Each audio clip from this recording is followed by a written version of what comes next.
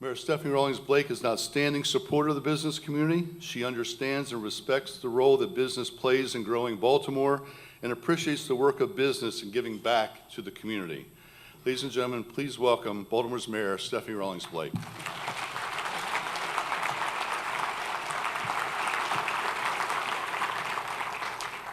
Good afternoon, everyone. It is certainly my pleasure to be here, and I know, even though I have not seen her, that we are joined today by Councilman Ricky Spector. I feel like I'm at the Grammys, so I don't know where I hear your voice, Ricky. There you are. Good to see you. I don't remember ever being at one of these lunches where you weren't here, and I'm truly grateful for your continued support. And I'm also here with my Deputy Chief, Calliope Parthimos, who's been a tremendous asset as we work to have a growing economy in our city. And since Don started with the plug, I will continue with my commercial about Hire One Youth. We have our Mayor's Office of Employment Development. They have a booth, a table right out front. And just in case you're thinking that your life won't be complete unless you hire a young person for the year, they are here to make all of your dreams come true. So you can make that happen. So it's an honor for me to join you to celebrate some of the important work being done by local businesses in our community. The businesses being honored here today are following a long tradition of civic pride and engagement, and the work that's been done over the past year is remarkable as we continue our economic recovery. Maintaining your commitment to service during difficult economic times can be a challenge, but the winners behind me did it anyway, and for that I'm extremely grateful. I also want to thank the Greater Baltimore Committee, our region's premier business group, for the work that they do every day to make Baltimore's business region stronger. The GBC is an important partner in our effort to grow Baltimore by 10,000 families over the next 10 years, and we are going to grow our city by continuing to focus on the fundamentals, championing new investments in public infrastructure to support the local economy, supporting strong workforce development efforts, and fostering the growth of our innovation sector, the growing businesses of tomorrow by strengthening opportunities for entrepreneurs, including in the minority business community. GBC has a great leader in Don Fry. He believes Baltimore's best days are ahead of us, and that is something that, a belief that we both share. And he's not afraid to do the right thing, not just the popular thing or the easy thing. Under his leadership, the GBC understands that Baltimore always needs to be looking ahead and making tough, smart decisions on how to get things done for now and in the future. So again, thank you to the GBC for all that you do to put this great civic-minded event together every year. So last month, I announced Brenda McKenzie as the next president of the Baltimore Development Corporation. Brenda was trying to be here today with us, but unfortunately her flight was delayed due to weather. I say that even the gods are crying, as this is the second week in a row that that I'm in, what do you call it, the grief after a terrible loss? We have to come up with a name for it, but I'm in it, and I won't be out until Wednesday, so don't ask me anything important until Wednesday when I'll start to come out of it. But we did, maybe with a new offensive coach, there might be some opportunities on the horizon for us. Anyway, so she was trying to get here today, but because of the weather, even the skies are sad about the Ravens. She was not able to be here. So she comes to Baltimore from Boston Redevelopment Authority with 18 years of community and economic development experience in Boston and in Chicago. And in her nearly 2 decades of experience overseeing development in 2 major American cities, she's implemented strategies to attract businesses, create jobs, and energize neighborhoods. She is a complete package. She understands that to get growing again, we need to create new and good-paying jobs for residents and strengthen our communities. And she comes to Baltimore with energy, with great optimism, and a commitment to our goal of growing a city by 10,000 families over the next 10 years. To do so, we have to continue to move forward as one city, where business investment and neighborhood and growth in downtown are not mutually exclusive goals. And I look forward to working with Brenda as we shape the structure of BDC, the future of economic development policies of Baltimore City, and determine which economic development tools and resources are available to drive new investment. Together, We will work to strengthen partnerships with the city's major job creators, our port, our healthcare, tech, education, research, our anchor institutions, our tourism assets, and our neighborhood small businesses and entrepreneurs. These are the pillars for a stronger economy and also a growing city. So right now, I'd like to say, if you have a plan to build a business or expand what you have, which I hope that you do, a project or an idea that will create jobs and help to grow our city, you have a partner with me. I will fight for you. We will fight for you in my administration. Our #1 goal in the next 10 years must be to continue to grow Baltimore, attract new people, retain our residents, create new jobs, and to grow Baltimore in a time of economic uncertainty. We have to pull together and use every resource that we have available to us: government, business, our schools, our communities, our families, and indeed our culture. We believe and continue to believe that throughout history, strong, creative cities have been the center of great societies, and we know that Baltimore can grow again, and together, and only together, we will succeed. This fall, CSX announced plans to build a $100 million intermodal facility in the city. This new facility is going to play a vital role in the growth of the Port of Baltimore. When the Panama Canal is widened, larger ships will begin delivering cargo to Baltimore. I like to call them double wides. When they move this cargo onto trains faster, they'll need to move the cargo faster and more efficiently, and the new facility will create new jobs and support economic activity in Baltimore and throughout the region. That's why when the plans for building this intermodal facility outside the city were faltering, I called on CSX to consider Baltimore.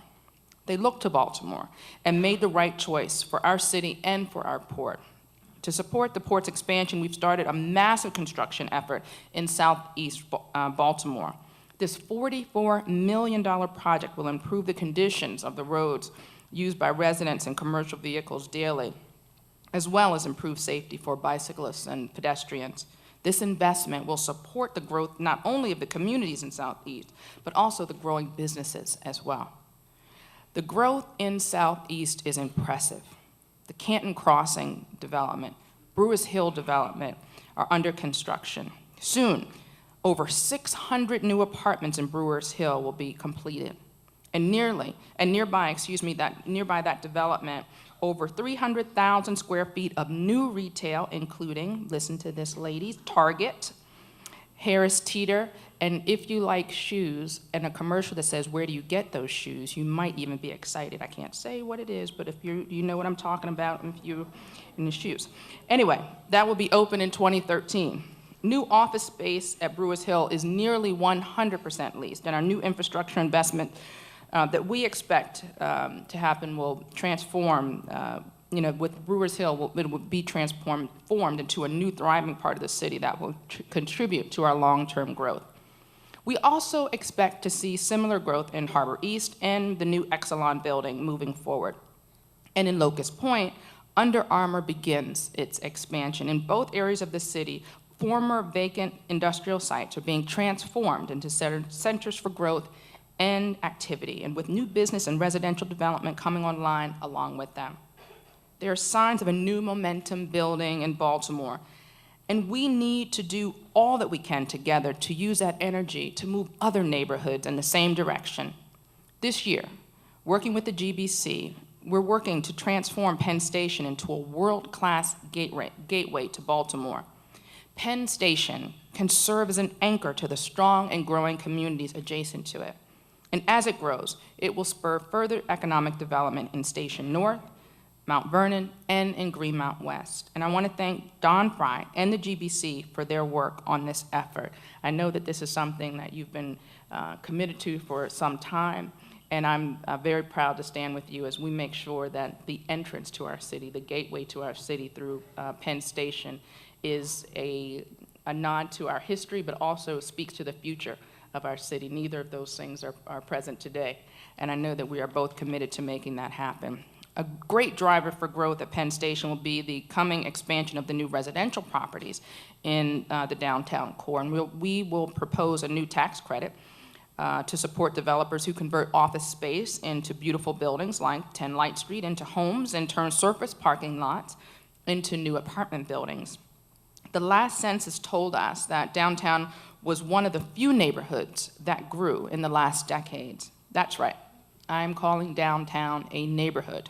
With access to transit, jobs, entertainment, and more people moving downtown, people are moving into units as fast as we can build them, and the projects come online. They're the projects that are coming online at a time of significant demand. 10 Light Street, which is being converted into 445 apartments.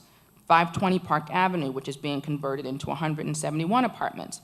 114 East Lexington Street, which is being converted into 102 apartments. And an exciting property on the corner of Calvert and Lombard, which is being converted into 140 residential units with ground floor retail. That's enough for my plug, so if you know anyone that's looking for an apartment, I can go over the list again for you.